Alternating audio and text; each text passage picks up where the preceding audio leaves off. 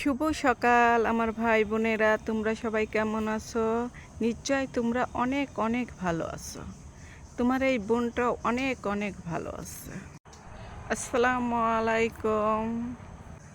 আজ অনেক রোদ উঠেছে, দেখতে পাচ্ছ কত রোদ উঠেছে। এত সকালে যে এত রোদ উঠবে মনে হচ্ছে যে বেলা 12টা বাজে, কিন্তু বেলা 12টা না, এখন সকাল 8টা বাজে, কিন্তু মনে হচ্ছে না যে সকাল 8টা। আজ বাসাতে কোনো সবজি নেই, তো কী করবো, মাঠে চলে যাব, মাঠে থেকে সবজি নিয়ে আসবো। আর মাঠে মিষ্টি কুমড়া গাছ লাগানো আছে। এই তো আমি রওনা হয়ে গেলাম মাঠে যাওয়ার জন্য, মিষ্টি কুমড়া তোলার জন্য।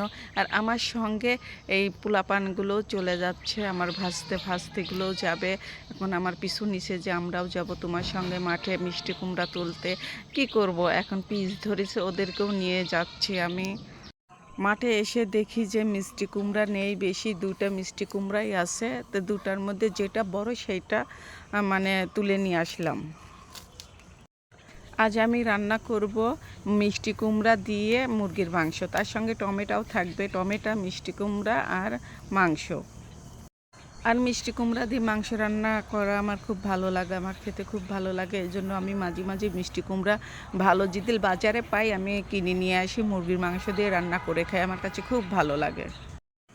আর আমি এই রান্নাগুলো সাধারণভাবে গ্রামীণভাবেই রান্না করি, আমি বেশি মশলা দেই না। সাধারণ গ্রামের মানুষ যেভাবে রান্না করে আমি সেভাবেই রান্না করি। আর আমার মশলা কষানো হয়ে গেছে, এর মধ্যে আমি টমেটোগুলো দিয়ে দিলাম, টমেটোগুলো ভালোভাবে কষিয়ে নেব।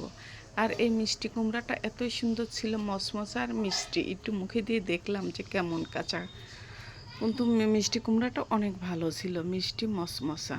এটা মাংসগুলো দিয়ে কষিয়ে নিলাম।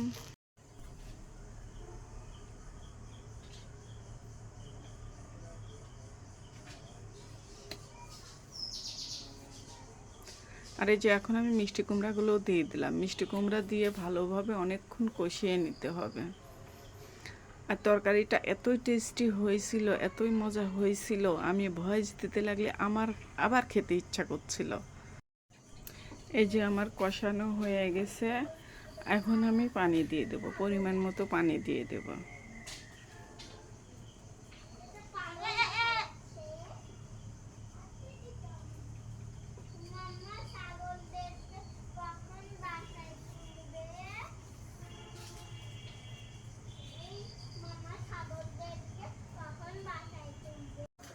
আর এই তো আমার রান্নাটা হয়ে গেছে, এখন আমি একটু জিরার গুঁড়া দেবো, কারণ আজ আমি ভাজনা তুলিনি, তো ওই জন্য একটু জিরার গুঁড়া দিয়ে দিলাম। কি সুন্দর দেখা যাচ্ছে তরকারিটা, তাই না? এই তো আমার রান্না শেষ, এখন আমি ভাত তুলে দিয়েছি। আর এই যে বিকালবেলা খই মুড়ি একটু খেলাম, খই আর এই যে ভাতের চাউল দিয়ে যে ভাজা বানাই